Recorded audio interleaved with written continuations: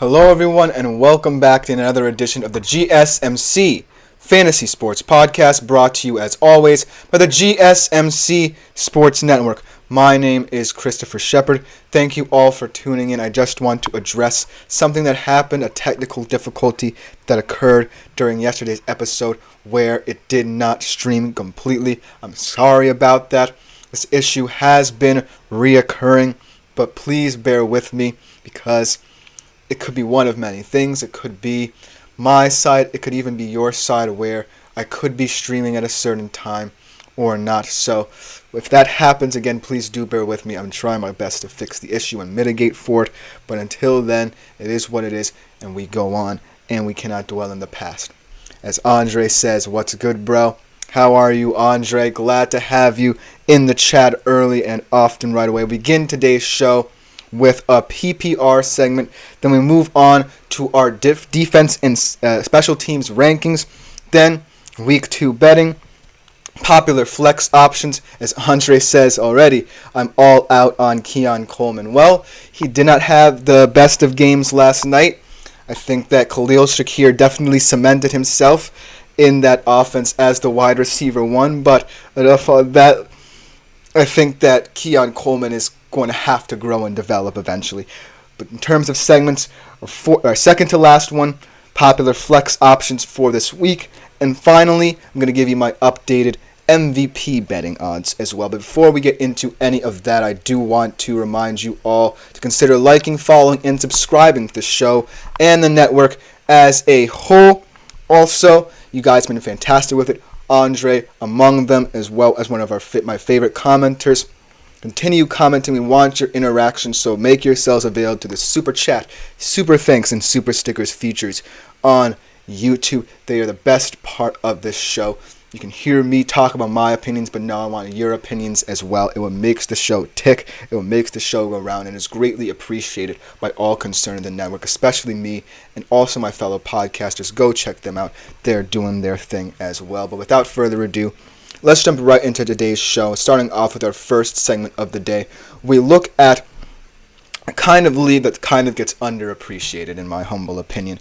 PPR leagues. PPR leagues are mainly concerned with more statistical analyses, whereas your standard league, you're not as concerned about targets and things of that nature and yards per route run, but you are more concerned about drafting the best possible team. With PPR leagues, you have to be aware of certain statistical things, such as targets, such as yards per route run, such as yards after catch and things of that nature. And so it becomes a balance of whether or not you want to load up on the best wide receivers in the league or find some of the best pass-catching running backs in the league as a result as well. So this isn't necessarily a ranking per se, but it's more concerned with the overarching sentiment that there are certain players that will have a chance to stand out. And be aware, some of these notes were written before, the goings-on of last night, the events of last night. So beware that some of the things I say here may not pan out in the future. Starting off with my first note that I had here, did write this a couple days before this game. Tyreek Hill, still wide receiver one in many respects. Well, I don't necessarily think that will be the case anymore because Skylar Thompson is a more dink and dunk quarterback. He's not going to throw the ball vertically that much. But yet again, the thing is that Tyreek Hill will always be open. It's kind of like what I see right now in Minnesota, where Sam Darnold just needs a serviceable security blanket to get him comfortable in that offense. And I don't think that Skylar Compton is that bad. I think that he's a competent quarterback. He's not going to get you in too much trouble. He keeps the ball safe. He keeps the ball with the offense, most importantly. And so there will be opportunities for Tyreek Hill. How small they will be, we do not know.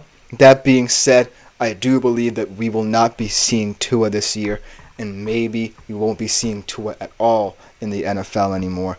Prayers up for him. We wish him a speedy recovery. We wish him good health, but it's going to be an interesting decision to hear from him about his career trajectory. But Tyreek Hill in this offense will still project to be someone you should rely on whether it's short yardage situations or downfield, because Skylar Thompson eventually is going to have to throw the football in order for the Miami Dolphins to find any way of competing with anybody. So it's not like Tyreek Hill immediately becomes a non-factor in this offense because of Tua's injury. Skylar Thompson knows that he can get Tyreek Hill the ball and must get Tyreek Hill the ball in order for this offense to have any big play threats. In terms of a guy who I think will have a bounce-back game, and I hope he'll have a bounce-back game, like I said many times, he's on my fantasy team, Amon-Ra St. Brown. In this game last year, in the NFC Divisional Round, Amon-Ra St. Brown really cemented himself as someone you can trust in this league. That game last week against Los Angeles was not indicative of the Lions' overall game plan. They're not always going to run you into the ground. They are going to distribute the wealth in this offense. It was just that the game flow, the game script, kind of was predicated on getting David Montgomery or whoever emerged from that running back room as the guy who stuck out as the main guy. So Amon-Ra St. Brown will not continue to underperform anymore. And against Tampa Bay, this game is going to be a rock fight. There are going to be situations where the Lions will be in third in manageable situations. That's my favorite time for Amon-Ra St. Brown to catch a football. When it's third and manageable or third and 7, 8, Amon-Ra St. Brown will always find a way to get open. Like I said, he's not your typical wide receiver one, right? He's not someone who in certain situations will go deep just because he can. He knows the routes he wants to run. He works so well in the confines of this offense, and most importantly, he moves the chains, and he does so in a way that also gets you good fantasy production. In PPR leagues as well, targets are at a premium. Amon-Ra's your guy. I don't think he will be held to 3 catches for very often, so look for him to have a big bounce-back game against Tampa. And then let's talk about CeeDee Lamb. A lot of pressure off this guy's shoulders, and going up against the Saints defense that looked like world beaters against Carolina, he's a different animal. I mean, come on. When you have your franchise quarterback and franchise wide receiver tied down, a lot of pressure is off your shoulders. Yes, the Cowboys will have to answer many questions about waiting this long for both of those contract extensions to be given out, but at the end of the day, now that it's all over and done with, and they're going to have to focus on Micah Parsons in the future, the offense gets a little bit looser. We saw it last week where CeeDee Lamb wasn't someone who got the lion's share of touchdowns or yardage, but in a way, he was the biggest part of that offense in that game because he allowed other weapons around him to look like world beaters again. Look at Brandon Cooks getting a touchdown. Look at Jake Ferguson getting open. So, CeeDee Lamb, he may not do it in many pretty ways, but in this game against the Saints, just know that he's not Xavier Legette or Deontay Johnson. He's someone who can't necessarily be contained. He's going to get a lot of fantasy points in this game, whether it be standard or PPR leagues. And finally, in terms of wide receivers, Justin Jefferson is someone who I'm really looking out for. A lot of you might be skeptical, as Andre says, another tough game for Olave. This is good. That could be a guy who I could see on this list. Yes, Chris Olave is someone who, in that Saints offense, should get the lion's share of targets. But Rashid Shaheed, man, don't underestimate him. We'll talk about him later on in the show. But Rashid Shaheed is someone in terms of running the deep post, being that vertical threat for that offense, and really supplementing Derek Carr's best traits. That guy's special. I think that Rashid Shaheed could profile to take away a lot of targets from Olave. So Olave might be actually someone I would shy away from a little bit. I was actually pretty high on him coming into this year, but now I'm not so certain, and it's going to be another tough week, like Andre says, against that vaunted Cowboys defense who we'll talk about. Let's get to Justin Jefferson, because this kind of circumstance for Jefferson in this game against the 49ers D is that in a weird way he'll have the advantage of perhaps playing behind. I think that the Vikings will make this game competitive, but it won't be competitive in the sense that they'll ever have the lead. They're always going to be fighting to get back into the game. In many ways, that makes a lot of room for Justin Jefferson to get a lot of targets here. I think that it will all depend on how Sam Darnold's ball placement is. Last week it was fantastic. Had a lot of beautiful throws to many different receivers in that game. So Sam Darnold is comfortable. He knows this 49ers team, nevertheless.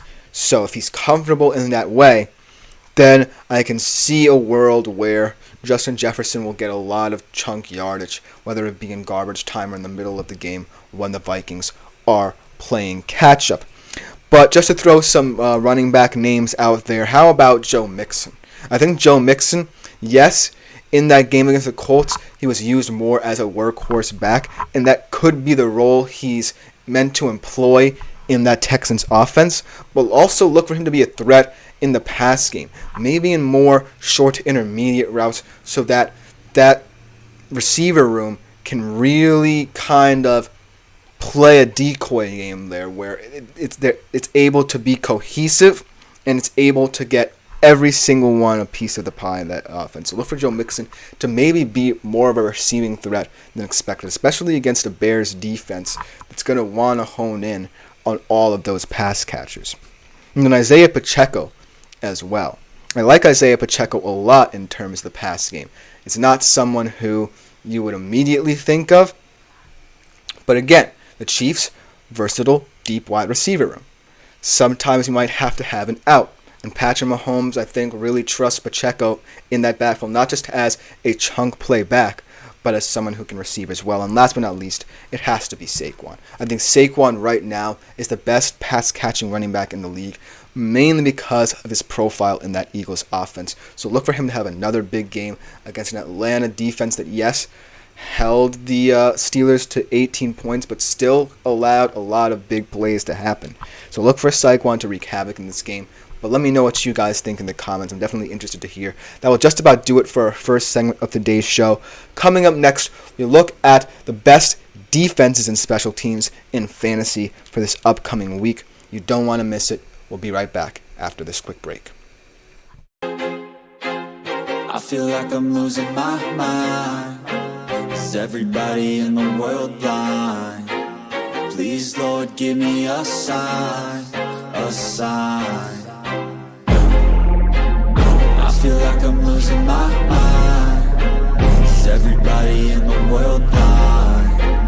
Please, Lord, give me a sign, a sign. I wanna be the greatest. Everybody on the fake shit. I look around and feel like everybody is the fakest. I make this every day and I'm impatient, hoping one day I blow up from the basement. Statement, the top is so vacant. I don't hear shit that I think is amazing. Waiting for my day when I'm playing sold out shows for 1,000 faces. Hey, give me that crown, get in my way and to be put down. It ain't your place, all this my town. If I want that shit, then I'll get it right now. I'm losing it, the noose it fits. I'm losing shit, a stupid myth. You choose to live or choose to dip. You choose to fight or lose your grip and lose a gift. I feel like I'm losing my mind. Is everybody in the world blind? Please, Lord, give me a sign, a sign. I feel like I'm losing my mind. Is everybody in the world blind? Hello, everyone, and welcome back to another segment here on the GSMC Fantasy Sports Podcast. Before we get into said segment, I do want to remind you to consider liking, following, and subscribing to the show and the network as a whole. Also, make yourselves available to the Super Chat, Super Thanks, and Super Stickers features. They are a huge help to me and my fellow podcasters and the network as a whole. So anything you leave, even tips and donations, are welcome as well. All help the network.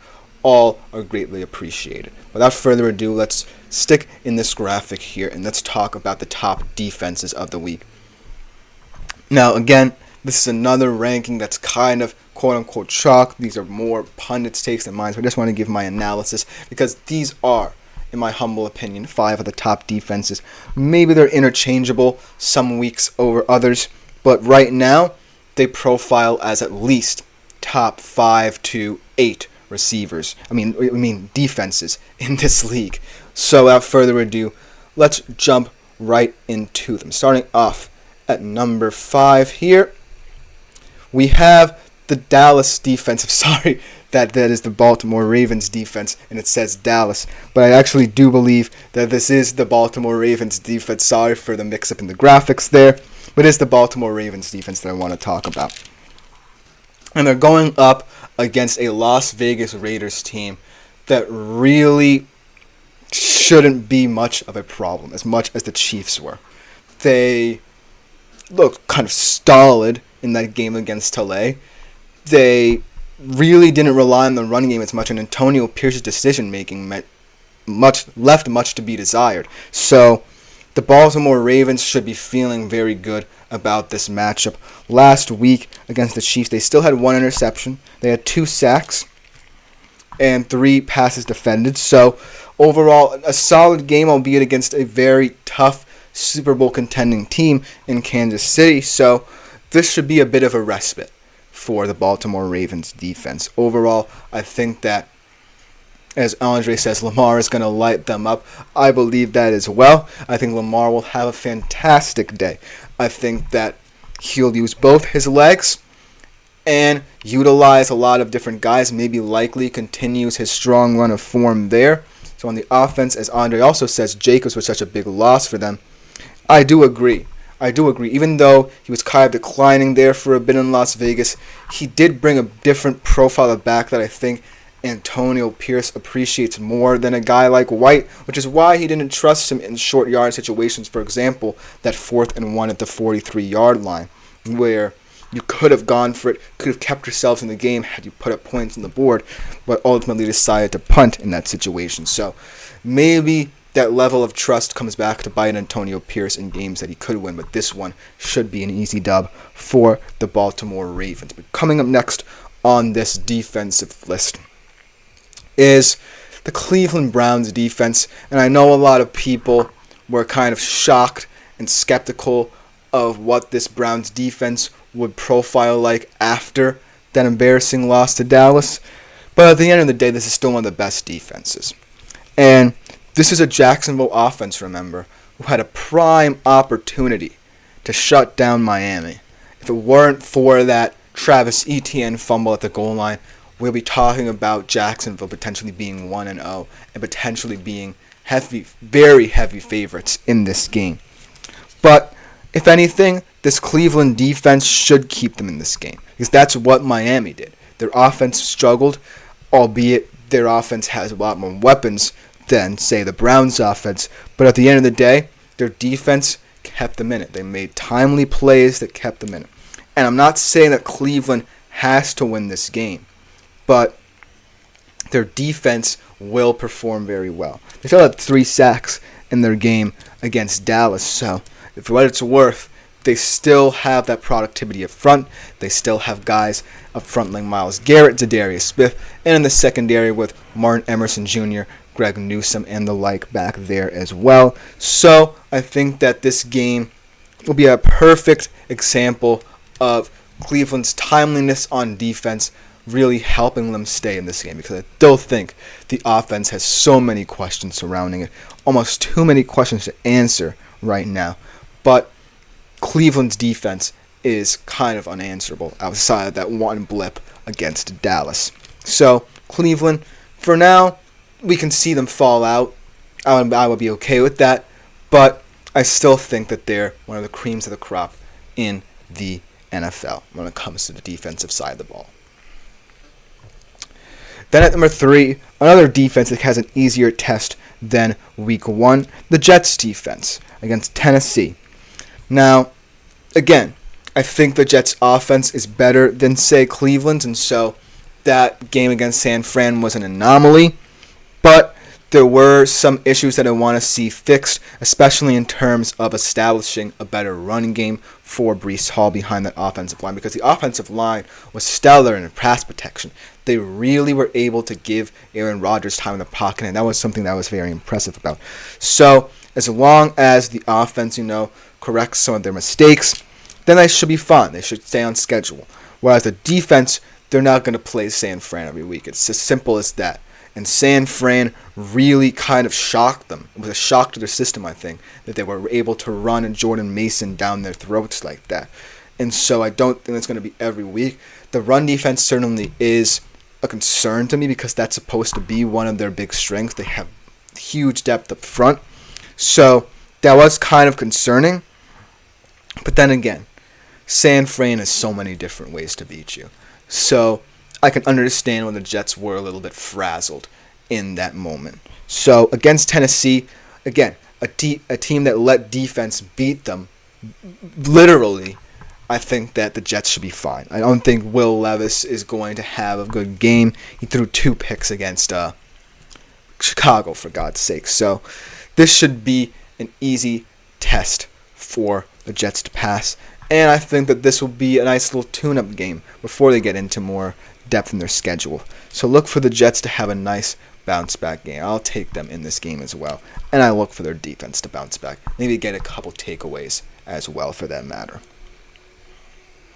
Then at number 2, we have the Pittsburgh defense. Perhaps one of the more impressive ones. As Andre says, how does Shanahan keep doing it with undrafted O-linemen? I mean, it's incredible. You can really throw anyone out there. I was kind of concerned in that game when Trent Williams went down. I don't know many of the names of their backup linemen, but they held their own, man. It's insane how Shanahan can keep rotating players in and out on both sides of the football and get the most out of them. It's not just the offense, it's the defense as well, man. Like, it's an incredible point that you're making here because Shanahan does a great job of founding the philosophy of systems work. And his system is one of the best in the NFL because they ran the ball. In this game, they could pass the ball against Minnesota even more. There's so many ways that they can beat you, and it all starts with the depth up front. They win both lines of scrimmage consistently, so that is a fantastic point. Let's get into this Pittsburgh D as well because they're pretty damn impressive too. Against Atlanta, yes, you can point to Kirk Cousins' injuries, potentially holding him back in this game. But they did a fantastic job holding this young core to only 1 touchdown through the air. Against the Broncos as well, this should be another easy game for them. Bo Nix's inexperience will still show through. I think he will settle down eventually, but not this game. Not against the Pittsburgh defense. And I think they'll be more than happy to, go man-to-man with this Denver team. I don't think anyone threatens them getting by their corners. I think the corners will lock them up. Their strength is definitely up front as well, so that the Broncos O-line has so much to worry about. So look for the Pittsburgh D to wreak havoc again. They had 2 interceptions and 2 sacks in this game and 13 fantasy points against Atlanta. So I do feel like this defense is a force to be reckoned with, and we're going to see them a lot in this rankings. I don't know if it will translate to many wins because the questions are on this offense. The questions are around whether or not Justin Fields has officially, quote-unquote, won the starting job. I think that will lead to a little bit of instability there, but as of right now, I'm comfortable with the Pittsburgh D at 2 in terms of what pundits think. I would personally put them in my top 5 right now as well, but based off of performances from last week and based off of matchups this week, I think that there's a clear number 1, and it is the Dallas defense. Now, they're not going to have as easy a task as beating a completely kind of defeated Deshaun Watson. And Derek Carr did have one of the better games of a quarterback in the NFL this past week. But I do think what I like about Dallas's defense is that it's not so star-oriented to the point where you're only worried about one guy. The depth is there. It's not just Micah Parsons. It's Odigizua. It's guys like Lawrence. It's guys like Bland on the back end. Everyone has his role. So I think the reason why a lot of people were impressed by this Cowboys defense, even though it kind of felt like the Browns gave it to them, was because of their ability to get a lot of fantasy production as well. 6 sacks, 2 interceptions, 19 points. That's basically like a wide receiver 2's numbers for you from a defense perspective. I told you guys, defense will win you games in some situations. And Dallas D certainly might have won a lot of people some games. And against New Orleans, yes, you always have to worry about the threat of the deep pass with Derek Carr and Rashid Shaheed. But I don't think that the Saints will be able to maintain this against top teams. They can maintain that strategy against an NFC South team, like they did against Carolina, but not against a vaunted team in the NFC. They're not going to immediately scare the Cowboys.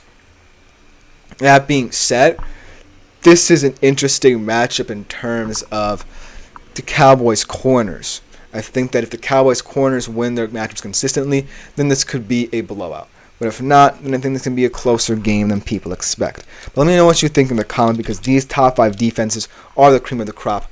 But coming up next, we talk about more betting odds for this weekend. My final betting preview for some of the best games of Week 2.